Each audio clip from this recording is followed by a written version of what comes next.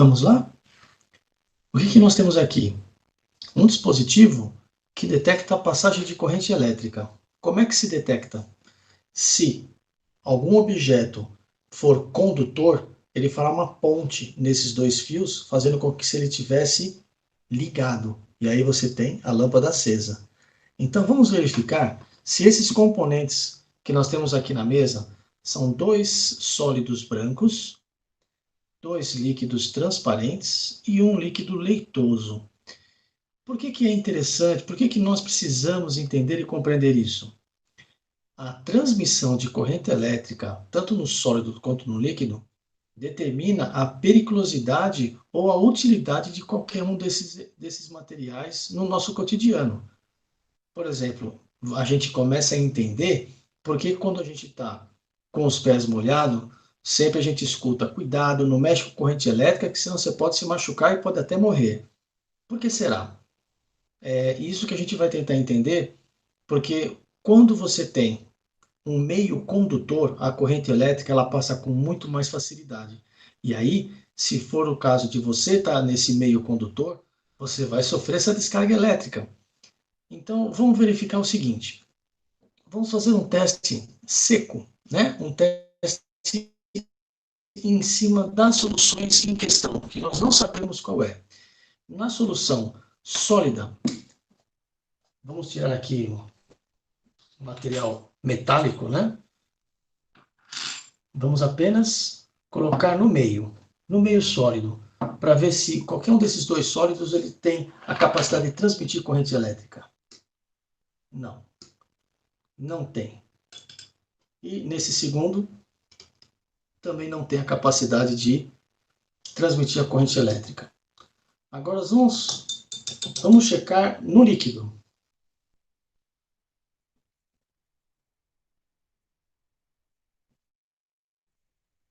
Nesse primeiro líquido, também nós não temos sinal de passagem de corrente elétrica. Vamos colocar a lâmpada aqui para vocês observarem, né? Nós temos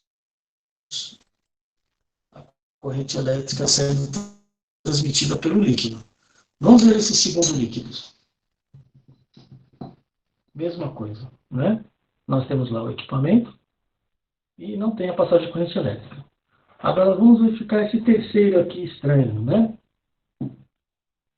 Também não tem a passagem.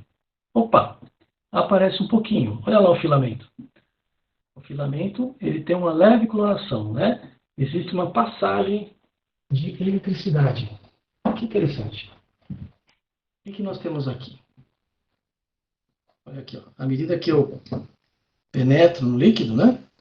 Nós temos aqui uma leve coloração na lâmpada, ou seja, há passagem de eletricidade, porém não é muito eficiente, né? Nós não temos a eficiência total da lâmpada 100%, né? Da voltagem dela, da wattagem dela. Mas existe aqui uma transmissão, ou seja, existe algo nesse líquido que favorece o transporte dos elétrons, porque a lâmpada ela acende por conta do transporte dos elétrons no meio. Se o líquido fosse 100%, ele daria essa coloração na nossa lâmpada, né? Como não é 100%, nós vamos ver aqui, ó, já é um tom mais brando, né? Ou seja, existe algo aqui que faz o transporte, mas não tem muita eficiência, mas já existe a condição de descarga elétrica ou transmissão de corrente elétrica. Agora vamos fazer a segunda parte do experimento. Por enquanto nós determinamos o quê? Apenas o líquido que tem uma turbidez é um elemento que tem algo lá que transporta os elétrons. Agora nós vamos ver o sólido, uma quantidade bem pequena, né? Uma quantidade bem pequena, menos que uma meia pitada, né? Vamos misturar.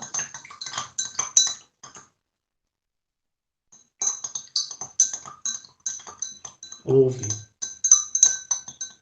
a dissolução, né? Ou seja, o meio foi 100% dissolvido. E agora vamos pegar essa outra substância na mesma quantidade, uma meia pitada, e vamos jogar no meio. Vamos agitar até acontecer a dissolução total. Houve a dissolução total, e agora a gente vai checar, né, a capacidade de transmissão. O sólido, uma vez dissolvido no líquido, se ele vai ter essa capacidade. Bom, no primeiro, nós já checamos que não aconteceu absolutamente nada. Agora vamos ver o segundo. Acendeu. Também não com toda a eficiência, né? Mas ele conseguiu ter a transmissão de eletricidade. Vamos colocar mais para frente para observar melhor a luz.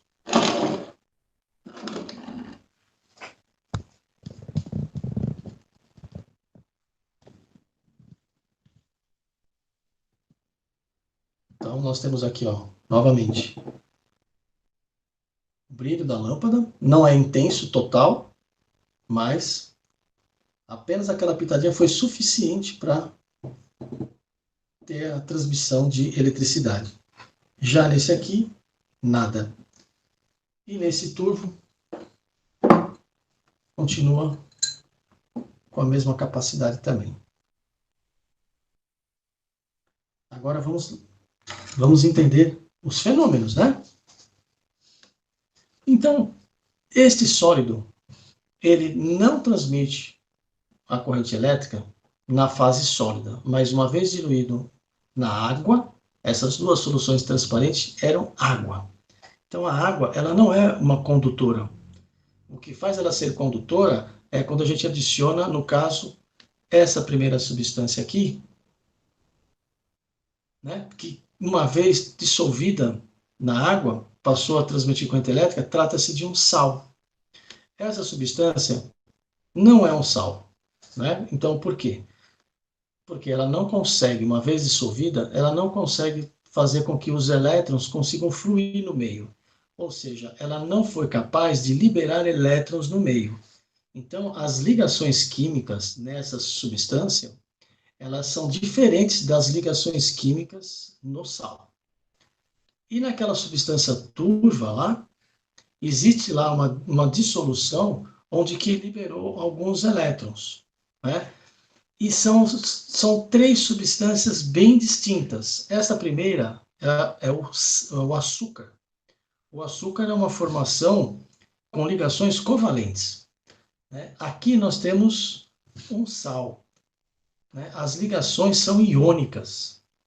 E ali nós temos o detergente solúvel na água, onde que você tem as ações, com as ligações moleculares ali, né? E na dispersão, a gente lida com as forças de Van der Waals, as ligações de polo-íon ou de polo-dipolo. Então, naquelas ligações onde que o detergente se encontra, né, o detergente em si, ele é uma substância que, numa ponta, ela é apolar, mas na outra ponta dessa mesma substância detergente é polar. Então, eu tenho um lado apolar e um lado polar. Mas por que o detergente tem essa característica? Simples, porque o lado polar, ele vai conseguir se dissolver na água, né, e se ligar com os polos da substância água, né, porque a água tem polaridade. E o lado apolar do detergente, ele vai se ligar com as substâncias covalentes, que são as gorduras. Então, as gorduras conseguem se juntar com o detergente pelo lado apolar, porque as gorduras também são apolares.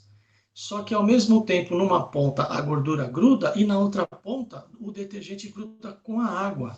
Então, ele faz com que a gordura fique solúvel na água, usando o detergente como ponte.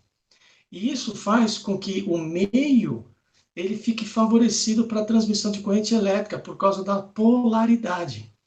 Então, há liberação de elétrons e favorece os elétrons circularem no meio, por causa dessa grande diferença de polaridade que o detergente adiciona na água. O sal, eu tenho as ligações iônicas, que é uma grande facilitador da transmissão de corrente elétrica, e o açúcar, que é uma substância 100% covalente, ou seja, ela é apolar.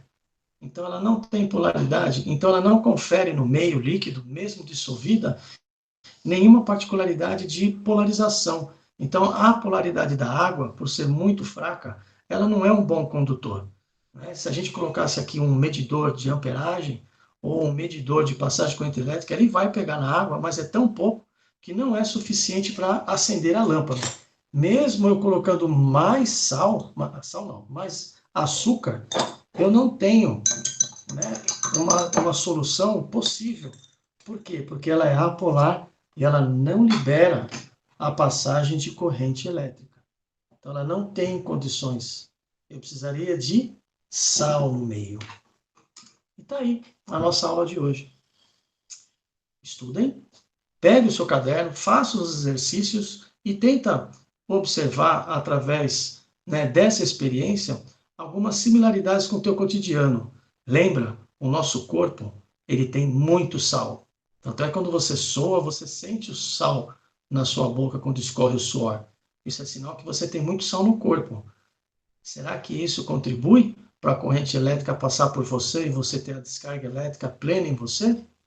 E se a gente não tivesse sal no corpo, como seria? Fica aí a dúvida, fica aí a pergunta. Vamos pensar.